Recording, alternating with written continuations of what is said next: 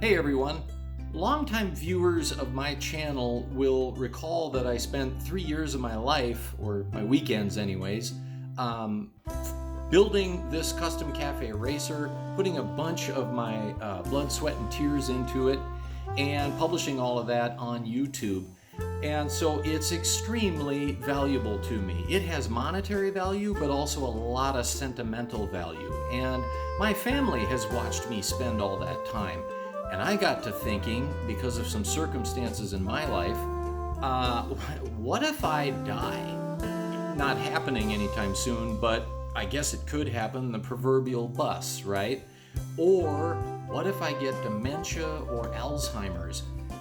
You know, these things are happening more and more, and I've got an answer for that now. Welcome to Urban Monk TV.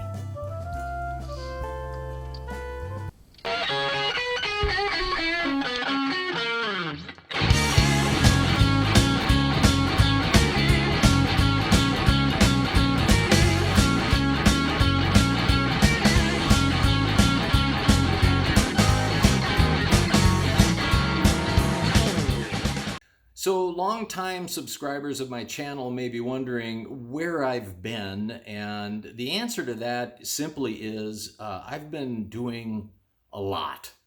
I won't go into all of it. If I don't pretend that everyone's interested in what's going on in my personal life. If that's really of interest, I guess I'm open to doing a video on it. Let me know in the comments. But first off, this video is mainly going to pertain to people who live within the United States. The content of it and the value of it really only pertains to them for reasons that will be obvious later. So I apologize for those viewers who live elsewhere, but I live in the United States. And one thing that I've been up to in the past couple of years is my dad is beginning to have cognitive degeneration. He's getting dementia. So I've taken over as agent for him and his estate, and that has turned out to be a much tougher job than I thought. So my dad did the traditional method of estate planning. He went to an attorney. He spent a lot of money on a one-time sit-down to go through everything, and he walked out of there with a 3-ring binder, this all being back in 2010, and that 3-ring binder was essentially captured his life as it was then, and it made probably some good sense to him then, but he was looking at it from the perspective of, I'm going to pass away and then this 3-ring binder takes over. What happened instead is that he's still with us, but he's losing his memory and cannot take care of his financial situation. And what he got was, again, a 2010 version of his life that now that we kick into 2024 is when this began to affect him. It was completely out of alignment in so many ways. It was just a snapshot in time there, and it hadn't been updated, it hadn't been changed. Had he updated it, that would have cost a lot of money for him. So I can see why maybe he didn't get around to it. But, I learned a lot from watching his experience. 2 things really went wrong with his planning. One, it didn't detail exactly what he wants to happen with his things in this particular situation. And frankly, it wasn't very good at detailing after he passed away what he would like done. But also, it didn't detail everything he owns. Like, I've had to go find everything, and that has been a chore. And then the other thing was that he misplaced the documentation. Like, it was all a 3-ring binder. Well, now that he's lost his memory, he's now in a memory care facility in a home. No one can find it. Contacted the attorney that originally drafted it back in 2010. He's since retired and does not have copies. So I'm looking at that whole traditional system and saying, this kind of failed my family. Yeah, maybe my dad should have done something more, but ultimately that process isn't working for us. One way or the other, it's not working. Naturally, through all of this, I've been thinking about my own life, my own loved ones, my daughters, my wife, my family. And I'm thinking about the stuff that I have. And the things that I've been learning firsthand here are, one, the lack of clarity around my wishes and all the things I own, especially like personal property. I've got a bunch of stuff that I love, don't we all, right? And quite a bit of my loved stuff is in the garage, but there's other things I collect and treasure also. Two, the systems that we live in for all of this can be there to serve our loved ones after we're incapacitated or gone, but they can just as much they can really punish our families for lack of preparation in this area, leaving them with a long wait before things get settled. Funds can be tied up. A lack of clarity does not help in that situation.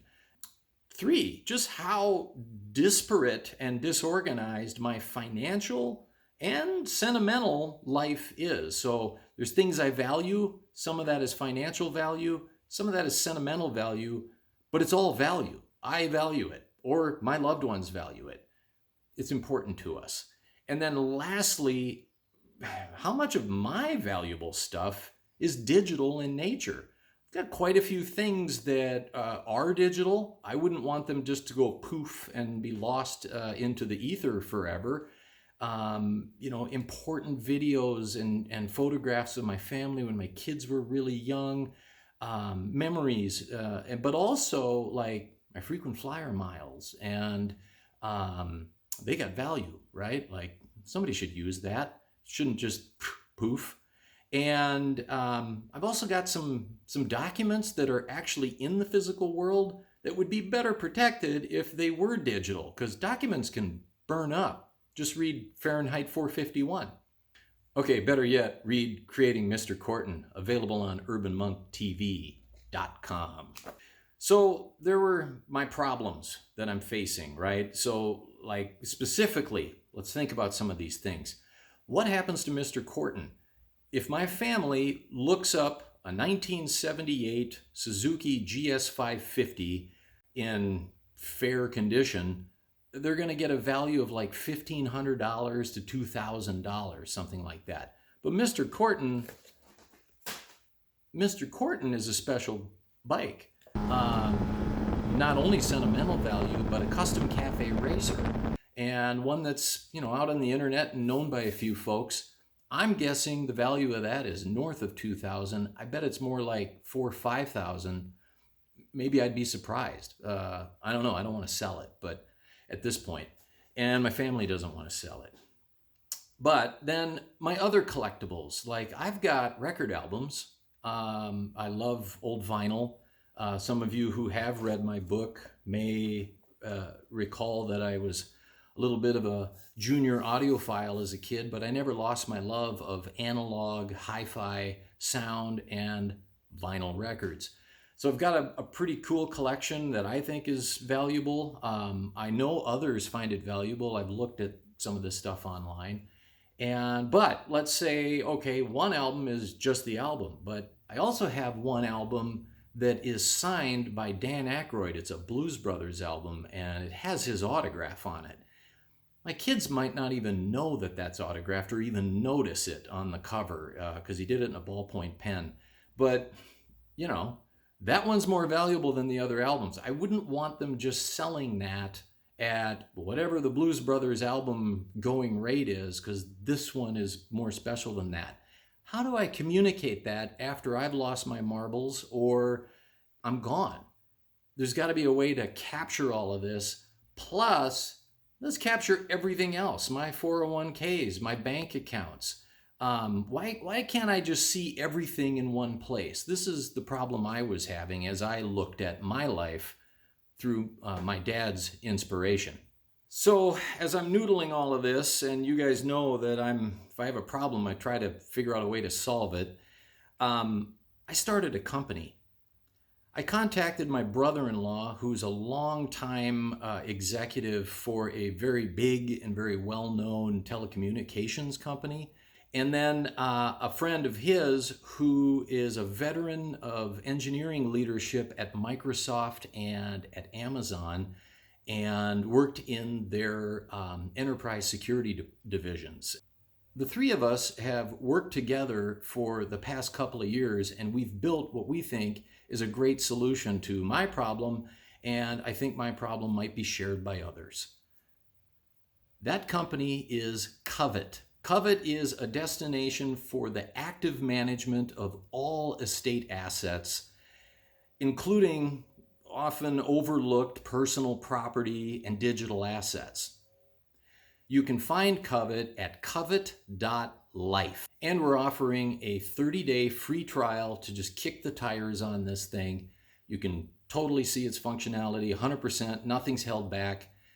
Use the access code COVET, C-O-V-E-T. So all of your stuff is put into the Covet digital vault, so you can view your entire estate and your net worth, which is really informative for making decisions in life. Like, we should all be able to know the top line, right? And then how that is spread. But the wonderful thing about Covet is, while I'm getting that picture that I can use today and every day in my life, I'm also self-creating an estate plan. And all of my stuff is being protected, allocated to my family, to my loved ones, or beneficiaries in this case. It's a consolidated, dynamic view of everything in your estate, all your assets. It's fluid. You can update it anytime you want, in your pajamas at midnight on your laptop, or on your phone watching your kid's soccer game, in little pieces. It's not like a sit-down, big, long deal like my dad did. You just do it when you can, and eventually it's a complete picture. So with Covet, I can manage it all in one place, and it informs my decision making now in my lifetime. So let me show you this thing that we've built. So when you log into Covet, here is your vault. This is kind of the hub of the whole site, and you can see on the left-hand side I have myself, and we're viewing my vault right now, but I also have my spouse, if a person is married, and my beneficiaries. And you can add as many beneficiaries as you like. But as I click on each of these, I'm looking at the beneficiaries vault. Now, of course, my spouse's is the same as mine, but if I go to one of my children, you know, right now they're getting half of the value of my assets because I have set my allocations. In my allocations, I've got things split 50-50 between my two beneficiaries, but I can get more nuanced than that. Going back to my vault, you'll see that I have physical assets, and my banks and funds are linked in here, and my digital files. I also have my documents, so I've got a summary of my estate, and I'm self-creating a will while I populate this document, which is super nice that it does it in the background. But, you know, in my assets, if I view my physical assets, I've got my guitar, I've got my cars, my motorcycle, one of the motorcycles. I need to complete filling this out. My family home, here's one of the vinyl collection. But the wonderful thing about this is I don't have to do all of this in one sitting. Now, I also have some digital items, like my frequent flyer numbers I want my family to get, and they're allocated, so each of them gets a copy. I have a contract that has a monetary value to it that I want to make sure this contract survives me, and so my family is entitled to those royalties too. If something were to happen to me, they need to know about it and have the document. This is a drawing my daughter did. And then, you know, an old family photo of the first day my girls got their puppy as a kid, or as Christmas present. And then I've linked my banks in here. So this is very simple to do. It's secure. We use a third-party app. You know, your funds are not in Covet. Your funds are in your bank where they belong, and they can't move. This is just an up-to-date balance of what's there. So adding things here is super easy. Let me show you how I add an asset. So here's how easy it is to capture a physical or personal property kind of asset using Covet. So I'm going to go to Assets. and then add a physical asset. I'm going to take a photo, which activates my camera on my phone. I want to do this vintage album here. So, without a glare, right? Maybe it would have been better if I didn't have the cellophane on there, but we'll give that a swing. So it automatically has determined, what album this is, and has the description. I'm going to say it's probably this one. This is I could put this under either musical instruments or art and collectibles. I'm going to say collectibles. So the description's already here, just a little modification. Pink Floyd vinyl record. I bought this as a teen at White Drug in Fargo, just after purchasing my first Rush album.